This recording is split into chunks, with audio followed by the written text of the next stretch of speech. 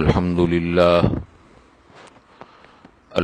لله نحمده ونستعينه ونستغفره ونؤمن به ونتوكل عليه ونعوذ بالله من شرور أنفسنا ومن سيئات أعمالنا ونعوذ بالله من شرور أنفسنا ومن سيئات أعمالنا من يهده الله فلا مضل له ومن يضلله فلا هادي له ونشهد أن لا إله إلا الله وحده لا شريك له ونشهد أن سيدنا ونبينا ومولانا محمدا عبده ورسوله صلى الله تعالى عليه وعلى آله وأصحابه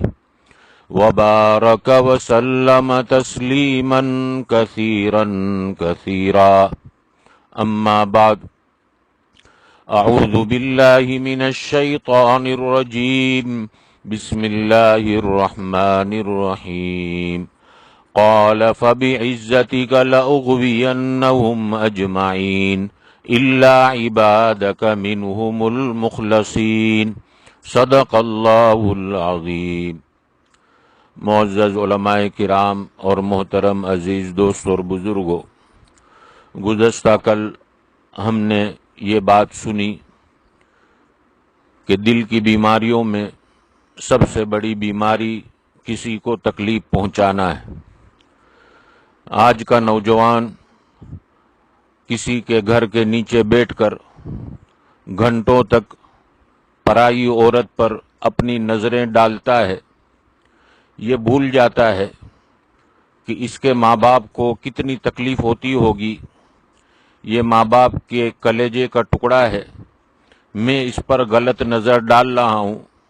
اور امام شافعی علیہ الرحمہ نے فرمایا الزنا دین، کہ زنا کرنا یہ قرض ہے۔ اگر باپ نے اپنی نظر غلط اٹھائی ہے تو اس کی سزا کبھی بیوی کی شکل میں بھگتنی پڑتی ہے، کبھی بہن کی شکل میں اور کبھی بیٹی کی شکل میں۔ مطلب جو ہے یہ ہے کہ اس کا بدلہ ضرور لیا جاتا ہے۔ قصاص کا لفظ ہے، قصاص کے معنی ہے جیسا کیا ویسا بدلہ۔ تو اگر آج میں کسی کی عورت پر، کسی کی بیٹی پر اور کسی کی بہن پر اگر غلط نظر ڈالوں گا تو بدلے میں میرے ساتھ بھی یہی معاملہ کیا جائے گا۔ میں نے جو ہے بیٹھ کر کئی گھنٹوں تک نظریں اپنی بگاڑی، میں یہ بھول گیا کہ میرے ساتھ بھی میری اولادیں، میری بیوی، میری بہنیں لگی ہوئی ہیں۔ اگر آج میں کسی پر غلط نظر ڈال کر کسی کے ماں باپ کے دل کو زخمی کروں گا، کسی کے بھائی کے دل کو زخمی کروں گا تو بدلے میں میرا دل بھی زخمی کیا جائے گا۔ کہیں ایسا نہ ہو کہ مجھے بڑھاپے میں یہ ساری چیزیں جو ہے نظر آئیں، اس وقت میں رونے کی طاقت بھی نہ رکھتا ہوں، میرے ہاتھ کانپ رہے ہوں، میرے بدن کانپ رہا ہو، اور اس وقت میں اپنی آنکھوں سے دیکھ رہا ہوں کہ میری بیوی کے ساتھ، میری بہن کے ساتھ، میری بیٹی کے ساتھ یہ سلوک ہو رہا ہے۔ اس وقت کا رونا اور اس وقت کے آنسو بہانا جو ہے کہیں مشکل نہ ہو جائے۔ اس لیے عقل مند وہ ہے جو موت سے پہلے جو ہے موت کی تیاری کر لے۔ اور اسی سلسلے کے جو ہے واقعات بھی آپ نے سنے ہوں گے کہ زنا جو ہے یہ قرض ہے۔ ایک بادشاہ گزرا جس نے جو ہے اپنی بیٹی کو ایک مرتبہ باہر جو ہے چکر لگانے کے لیے بھیجا، اور ساتھ میں ایک عورت کو بھی کر دیا کہ جاؤ تم میری بیٹی کے ساتھ اور جو ہے شہر میں ایک چکر لگا کر آؤ، اور جو کچھ میری بیٹی کے ساتھ ہو وہ مجھے بتلانا۔ بیٹی کو کہا کہ شاہی لباس اتار کر، پرانے جو ہے سیدھے سادے کپڑے پہن کر شہر میں ایک چکر لگا کر آؤ۔ بیٹی نے جو ہے اپنے باپ کی بات کو مانا اور جو ہے سادے پرانے کپڑے پہن کر اپنی جو ہے جو باپ نے مقرر کی تھی جو عورت، اس کے ساتھ جو ہے شہر میں نکل پڑی۔ پورا شہر جو ہے انہوں نے چکر لگایا، وہ ساتھ میں چلنے والی عورت دیکھ رہی تھی کہ کون کون اس کے اوپر، کون پرایا مرد اس کے اوپر غلط نظر ڈال رہا ہے۔ پورا شہر گزر گیا، کسی نے اس پر غلط نظر نہیں ڈالی، لیکن جب محل میں داخل ہوئے تو پکانے والے نے یہ سمجھا کہ یہ کوئی نوکرانی ہے، یہ پہچانا نہیں کہ بادشاہ کی بیٹی ہے۔ اس نے اس کو گلے لگایا اور اس کو بوسہ دیا۔ ساتھ چلنے والی عورت نے دیکھا اور بعد میں دونوں شاہی محل میں پہنچے۔ بادشاہ نے کارگزاری پوچھی تو بیٹی نے کہا کہ شہر میں تو ایسی کوئی حرکت کسی نے نہیں کی، لیکن ہمارے محل میں پکانے والے نے میرے ساتھ یہ سلوک کیا کہ میرے گلے لگ کر مجھے بوسہ دیا۔ بادشاہ نے کہا بیٹا، امام شافعی رحمت اللہ علیہ کی بات صحیح ہے جو انہوں نے کہا کہ زنا قرض ہے۔ میں نے بھی اپنی بھرپور جوانی میں ایک عورت کو گلے لگایا تھا اور اس کو بوسہ دیا تھا، لہٰذا تیرے ساتھ آج وہ سلوک ہوا۔ تو ہم کو ڈرنا چاہیے کہ جیسا کہ ہمارے یہاں کہاوت ہے کہ سوئی کے پیچھے دھاگا ہے، ہم جیسا کریں گے ویسا ہی ہمارے ساتھ ہوگا۔ اگر میں اپنے لیے جو اچھا ہی چاہتا ہوں تو دوسروں کے لیے بھی وہی پسند کرنا چاہیے۔ یہ کامل مومن کی علامت بتلائی گئی۔ ہمارا نوجوان کئی گھنٹے اس میں گزار دیتا ہے کہ لوگوں کو تکلیفیں ہو رہی ہے، وقت کی قدر نہیں کرتا۔ جیسا کہ پہلے دن یہ حدیث بیان کی گئی، نعمتان مغبون فیہما کثیر من الناس الصحۃ والفراغ، کہ دو نعمتیں ایسی ہے کہ جس میں انسان دھوکے میں پڑا ہوا ہے۔ یہاں مغبون کا ہم ترجمہ سمجھنے کے لیے اس طرح سے ترجمہ کرتے ہیں کہ دو نعمتیں ایسی ہے جس میں انسان اس کا مس یوز کرتا ہے۔ ایک تو وقت ہے اور ایک تندرستی ہے۔ یہ وقت اللہ کی طرف سے ملا ہے، یہ امانت ہے۔ آج ہم دیکھ رہے ہیں گھروں سے جوانوں کے جنازے اٹھ رہے ہیں، گھروں سے تندرستوں کے جنازے اٹھ رہے ہیں، پھر ہم اپنی موت سے غافل کیسے ہو گئے؟ اور ہم نے وقت کو غنیمت کیوں نہیں سمجھا؟ اور ہم اپنے وقت کو ایسی چیزوں میں کیوں ضائع کر رہے ہیں کہ جس کا نہ دنیا میں فائدہ ہے نہ آخرت میں کوئی فائدہ ہے؟ کبھی ہم آٹو پر بیٹھ کر کسی کو تکلیف دیتے ہیں، زور زور سے ہماری باتیں ہو رہی ہیں، بیچارے گھر والے سونا چاہتے ہیں لیکن وہ ہماری باتوں کے شور کی وجہ سے سو نہیں سکتے۔ کبھی وہ گھر والے اس میں کوئی بیمار بھی ہوتا ہے، کبھی کوئی چھوٹا بچہ بھی ہوتا ہے۔ اگر گھر والا ہم کو ریکویسٹ کرتا ہے، درخواست کرتا ہے کہ بھائی ذرا آہستہ سے گفتگو کرو، میرے دودھ پیتا بچہ بار بار اٹھ جاتا ہے، اور تم جانتے ہو کہ ایک ماں کی ذمہ داری کہ رات کو بچہ سویا تو ماں کو بھی آرام مل گیا، اور جب بچہ اٹھتا ہے تو ماں کو بھی اٹھنا پڑتا ہے۔ جب میرے بچے، تم لوگ زور سے بات کرتے ہو، میرے بچے کی آنکھ کھل جاتی ہے اور میں دن بھر کی تھکی آری میں اپنے شوہر کو سموسے بنا کر دیتی ہوں تاکہ ہمارے گھر کا گزر چلے۔ میں اپنے شوہر کو فلانی چیز بنا کر ان کے کام کاج میں ان کی ہیلپ اور مدد کرتی ہوں، جس کی وجہ سے ہمارے گھر میں تھوڑا روزی روٹی کا معاملہ آسان ہو جائے۔ تو پورا دن اسٹرگل کے ساتھ گزارتی ہوں اور تھکی ہاری بستر پر لیٹتی ہوں، اور لیٹتے ہی مجھے گہری نیند آ جاتی ہے، لیکن بچے کے جاگنے کی وجہ سے مجھے بھی جاگنا پڑتا ہے اور پھر دوسرے دن وہی کام میں لگنا پڑتا ہے۔ اللہ کے واسطے تھوڑا اپنی آواز کو نرم کر لو، اپنی آواز کو پست کر لو تاکہ میرا بچہ چین سے سو جائے۔ ہم اس کو جواب میں کہتے ہیں کہ ہم اپنے دروازے پر بیٹھے ہیں، تمہارے دروازے پر نہیں بیٹھے، ہم یہاں جو چاہے وہ کریں، تم بولنے والے کون ہو؟ اگر اس کی ایک آہ نکل گئی، یاد رکھنا جب ہماری بھی اولاد ہوگی اور وہی اسٹرگل کا زمانہ اللہ نہ کرے آ گیا، اس وقت ہم روئیں گے، پچھتائیں گے، لیکن اس وقت کا رونا اور پچھتانا بیکار ہو جائے گا۔ اس وقت ہم یاد کریں گے کہ کاش میں نے اس کو نہ ستایا ہوتا تو آج میرے ساتھ بھی ایسا معاملہ نہ ہوتا۔ تو خیر، جب یہ وقت ایک گزرنے والی چیز ہے، جو ایک مرتبہ گزر گیا پھر ہاتھ آنے والا نہیں۔ شام کو جب سورج غروب ہوتا ہے تو اگر جو ہے اللہ اس کو بولنے کی زبان دے تو وہ انسانوں سے کہتا ہے تمہارا آج کا دن غروب ہو گیا، اب یہ دن تم کو ملنے والا نہیں، اب آنے والی کل نئی ہوگی، اس میں اپنے اعمال کی تیاری کر لو، وقت کی قدر کر لو۔ ہمارے نوجوان رمضان المبارک جیسے بابرکت مہینے میں ٹائم پاس کرنے کے لیے آٹو پر بیٹھ کر ادھر ادھر کی جو ہے غیبتیں، ادھر ادھر کی جو ہے باتوں میں اپنے وقت کو ضائع کرتے ہیں۔ قرآن کریم میں حق تبارک و تعالی فرماتے ہیں کہ جنت میں جانے والے جب جنت میں جا رہے ہوں گے پل صراط پر سے گزر کر، کچھ لوگ جو ہے پل صراط سے کٹ کر نیچے جہنم میں گرے ہوئے ہوں گے۔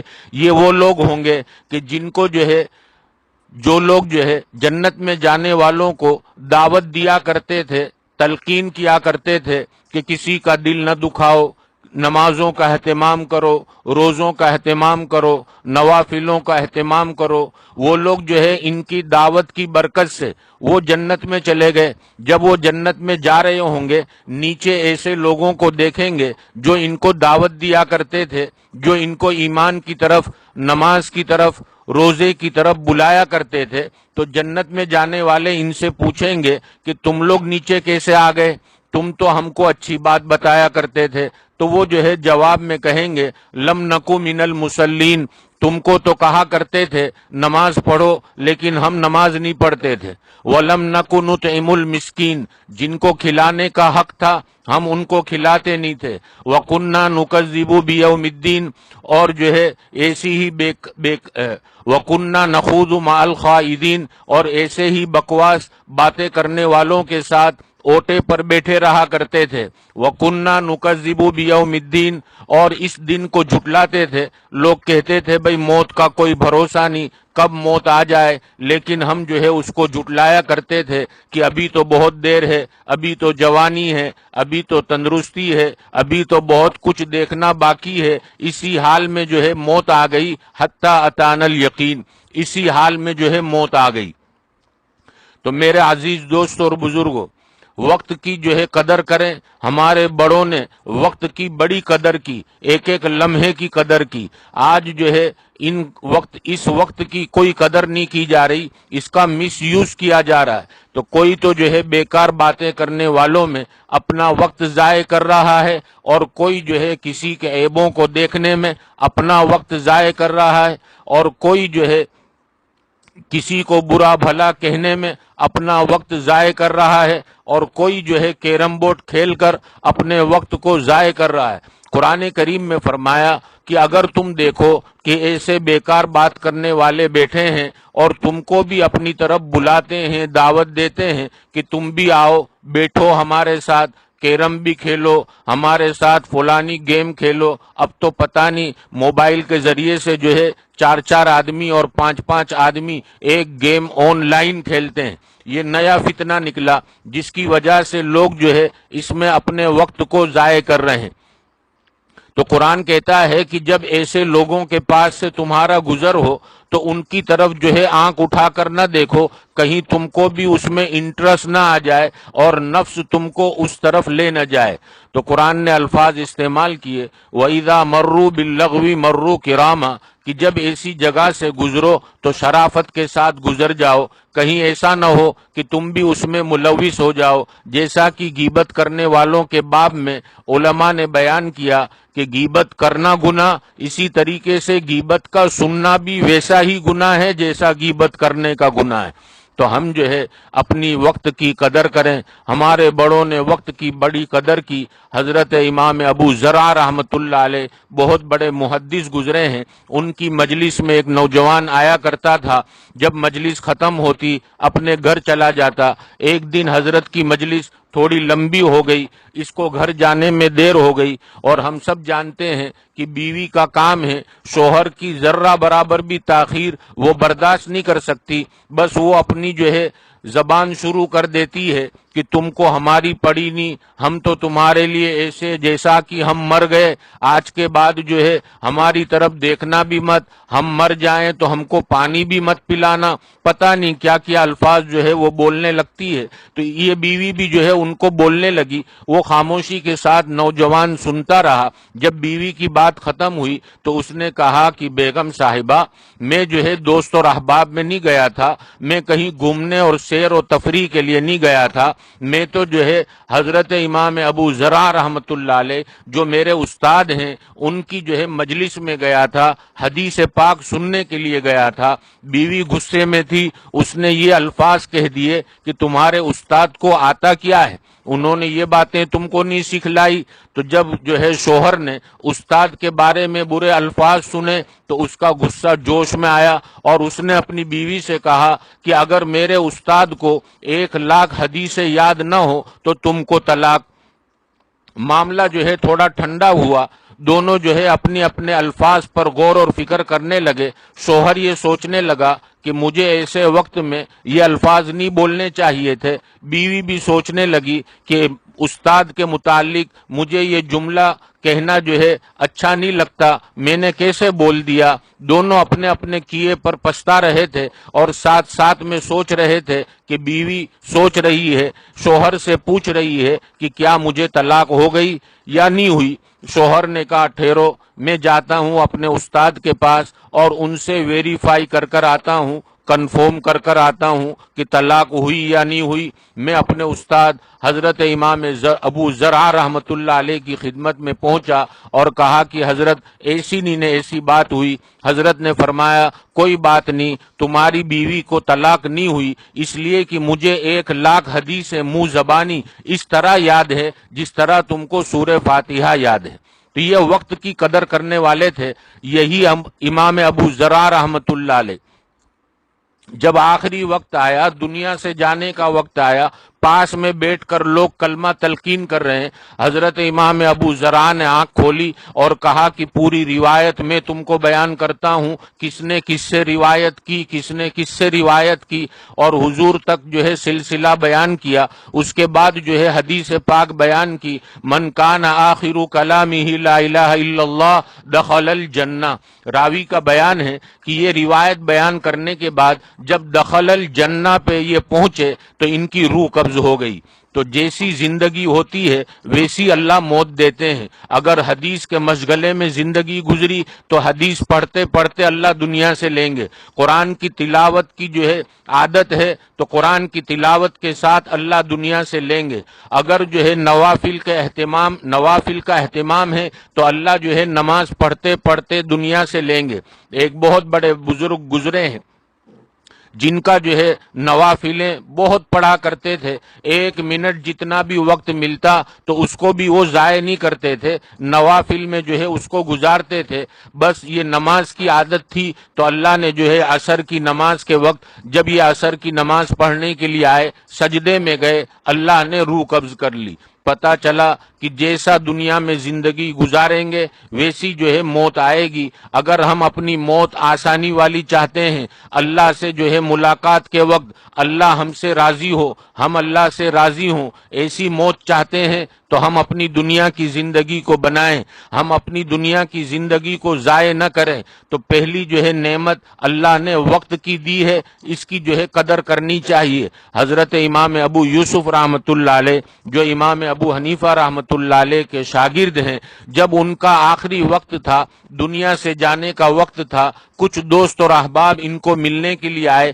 امام ابو یوسف رحمۃ اللہ علیہ کچھ غور و فکر میں تھے۔ آنے والوں نے جو ہے طبیعت پوچھی کہ حضرت کیا حال ہے؟ امام صاحب نے کہا کہ ایک مسئلہ جو ہے سوچ رہا ہوں، ایک مسئلے کے متعلق میں تم سے پوچھتا ہوں کہ اگر کوئی آدمی حج کرنے کے لیے گیا اور شیطان کو کنکری مارنے کے لیے جائے تو چل کر جانا افضل ہے یا سوار ہو کر جانا افضل ہے؟ ملنے والوں میں سے کچھ نے کہا کہ حضرت پیدل چل کر جو ہے رمی کرنا افضل ہے۔ حضرت نے فرمایا غلط۔ کچھ لوگوں نے کہا کہ حضرت سوار ہو کر کنکری مارنا افضل ہے، حضرت نے کہا غلط۔ ہم نے کہا کہ حضرت آپ ہی بتلا دیجئے، تو امام ابو یوسف نے دنیا سے جانے کا وقت ہے، آخری وقت ہے، اس وقت یہ مسئلہ بتلا رہے ہیں کہ جن جو ہے شیطانوں کو کنکری مارنے کے بعد دعا مانگنے کا حکم ہے، وہاں تو جو ہے پیدل چلنا افضل ہے، اور آخری شیطان جس کو کنکری مارنے کے بعد دعا کرنے کا حکم نہیں، تو وہاں جو ہے سوار ہو کر کنکری مارنا افضل۔ اس کے بعد یہ لوگ کہتے ہیں کہ ہم جو ہے گھر سے باہر نکل رہے تھے، اتنے میں کلمے کی آواز ہمارے کانوں میں پڑی، جب ہم نے پلٹ کر دیکھا تو امام ابو یوسف دنیا سے رخصت ہو چکے تھے۔ تو یہ ہمارے بڑوں کی زندگی تھی، انہوں نے جو ہے ہم سب کو سکھلایا کہ وقت کی قدر کرنی چاہیے، یہ وقت ایک مرتبہ گزر جائے گا۔ آج کسی کا دل توڑتے توڑتے یہ وقت گزر گیا، کسی کو ستاتے ستاتے یہ وقت گزر گیا، پھر یہ جو ہے وقت ہاتھ آنے والا نہیں۔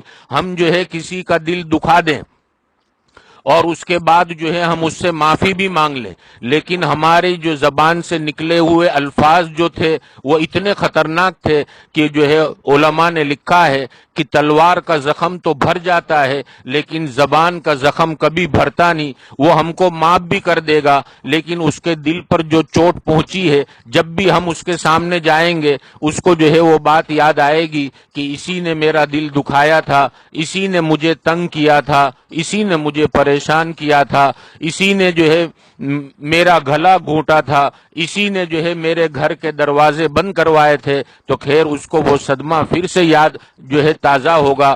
اس اکثر جگہ پر یہ دیکھا گیا کہ جب جنازہ آتا ہے تو ایک آدمی کھڑا ہو کر کہتا ہے کہ میت نے کسی کا دل دکھایا ہو تو وہ اللہ کے لیے معاف کر دیں۔ یہ ایک رواج جو ہے کچھ علاقوں میں ہے۔ اب میں جو ہے یہ پوچھنا چاہتا ہوں، کیا اس کے جنازے میں وہ آئے گا جس کا اس نے دل دکھایا؟ کیا اس کے جنازے میں وہ آئے گا جس نے اس کو ستایا، جس نے اس پر ظلم کیا؟ ظاہر ہے کہ وہ آدمی اس کے جنازے میں ہوگا بھی نہیں۔ اب یہ معافی مانگنا بھی بیکار ہو گیا۔ پتہ چلا کہ دنیا کی زندگی ملی ہے، اسی کو جو ہے غنیمت سمجھنا چاہیے اور وقت کی جو ہے قدر کرنا چاہیے کہ ان اوقات میں کسی کا دل نہ دکھے۔ امام ابو حنیفہ رحمۃ اللہ علیہ کی والدہ بڑی عمر رسیدہ تھی، وہ جو ہے کوئی مسئلہ پوچھنا ہوتا تو امام ابو حنیفہ سے نہیں پوچھتی بلکہ امام صاحب کو کہتی کہ فلاں مولانا کے پاس مجھے لے جاؤ، میں ان سے جا کر مسئلہ پوچھوں گی، وہ بڑی عمر کے ہیں، وہ جواب دیتے ہیں تو مجھے تسلی ہوتی ہے۔ امام صاحب جو ہے اپنی ماں کو پردے کے ساتھ سواری پر سوار کرتے اور وہ جو ہے عالم کے پاس لے جاتے۔ وہ عالم جو ہے امام ابو حنیفہ سے ہی پوچھتے کہ تمہاری ماں نے یہ پوچھا ہے، اس کا کیا جواب ہے؟ امام صاحب جو ہے آہستہ سے جواب دیتے کہ ماں کو پتہ نہ چلے۔ اس کے بعد جو ہے وہ مولانا تھوڑا زور سے بول کر امام صاحب کی والدہ کو جواب دیتے۔ وہ جو ہے پھر وہاں سے سواری کو واپس لے کر اپنے گھر پر آتے۔ کبھی اپنی ماں سے یہ نہیں کہا کہ امی تو جس کے پاس مسئلہ پوچھنے کے لیے جاتی ہے وہ بھی مجھے پوچھ کر ہی تم کو بتاتے ہیں، میں تم کو بتا دیا کروں۔ کبھی یہ الفاظ نہیں کہے، اس لیے کہ ماں کے دل میں تسلی وہاں پوچھ کر آتی ہے، تو میرا کام ہے ماں کے دل کو تسلی پہنچانا، نہ کہ زخمی کرنا۔ حق تبارک و تعالی ہم سب کو جو ہے وقت کی قدر کی توفیق عطا فرمائے۔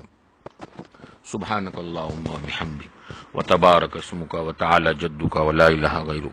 اللہم لک الحمد کلہ ولک الشکر کلہ والیک یرجع الامر کلہ۔ نحن نستغفرک ونتوب الیک ونصلی علی رسولہ النبی الکریم۔ اے اللہ ہم سب کے گناہوں کو معاف فرما دیجئے، ہمارے قصور اور کوتاہیوں کو درگزر فرما دیجئے، ہمارے اہل و عیال کے، ہمارے رشتہ داروں کے، ہمارے بھائی بہنوں کے، ہمارے دوست اور احباب کے، سب کے گناہوں کو معاف فرما دیجئے۔ مولا کریم وقت کی قدر دانی نصیب فرما دیجئے۔ ہمارے بڑوں نے ایک ایک لمحہ وصول کیا ماہ مبارک کا ہم بڑے ناقدرے، ماہ مبارک کی ایک ایک گھڑی گزرتی جا رہی ہے، ہم ناقدرے اس کی ناقدری کر رہے ہیں۔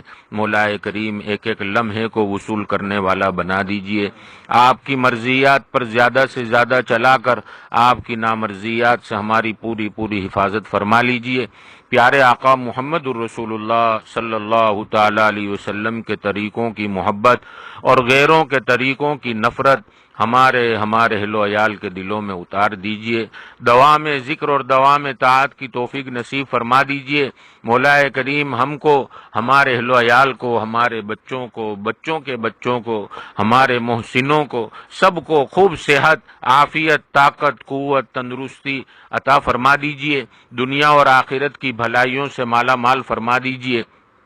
مولا کریم دنیا اور آخرت کی خوشیاں نصیب فرما دیجئے، دنیا اور آخرت کی تکلیفوں سے ہماری حفاظت فرما لیجئے، بے روزگاروں کو حلال اور برکت والی روزی عطا فرما دیجئے، بے سہاروں کو سہارا عطا فرما دیجئے، بے گھروں کو گھر عطا فرما دیجئے، بے اولادوں کو اولاد عطا فرما دیجئے، جن کے بچے شادی کی عمر کو پہنچ چکے ان کے لیے نیک سالے جوڑوں کا انتظام فرما دیجئے۔ مولا کریم جن محسنوں نے ہم پر احسان کیے، دنیاوی لائن سے ہماری خدمتیں اور مددیں کی، دینی لائن سے ہماری خدمتیں اور مددیں کی، سب کو دنیا اور آخرت میں بہتر بدلہ عطا فرما دیجئے۔ جتنے شریر اور فتین قسم کے لوگ جو ہمارے پیچھے پڑے ہوئے ہیں، ہم سب کو آپ کے حوالے کرتے ہیں، آپ بہترین بدلہ لینے والے ہیں۔ مولا کریم ہم سب کو حرمین شریفین کی بار بار مقبول حاضری نصیب فرما دیجئے، ہمارے مشائخ اور ہمارے اکابر اور مفتیان کرام کی عمروں میں برکت عطا فرما دیجئے، ان کا سایہ ہم پر تا دیر قائم فرما دیجئے، ان کو خوب صحت، عافیت، طاقت، قوت، تندرستی، دنیا اور آخرت کی بھلائیوں سے مالا مال فرما کر ان کا سایہ ہم پر تا دیر قائم فرما دیجئے۔ مولا کریم ہم سب کو حرمین شریفین کی بار بار مقبول حاضری نصیب فرما دیجئے۔ مولا کریم ہمارے والدین، ہمارے اعزاء اور اقارب، ہمارے رشتہ دار، ہمارے دوست اور احباب، ہمارے متعلقین، ہماری اولاد جو دنیا سے جا چکی، سب کی مغفرت فرما دیجئے، جنت الفردوس میں اعلیٰ مقام نصیب فرما دیجئے، اپنے قرب و جوار میں جگہ نصیب فرما دیجئے، ہم سب کو ایمان پر اخلاص کے ساتھ استقامت نصیب فرما دیجئے۔ آج تک آپ سے مانگ کر کبھی محروم نہیں ہوئے، ابھی بھی اور آئندہ بھی محروم نہ فرمائیے۔ اللہم صلی علی محمد النبی الامی وعلی آلہ وسلم تسلیما۔ سبحان ربک رب العزت عما یصفون وسلام علی المرسلین والحمد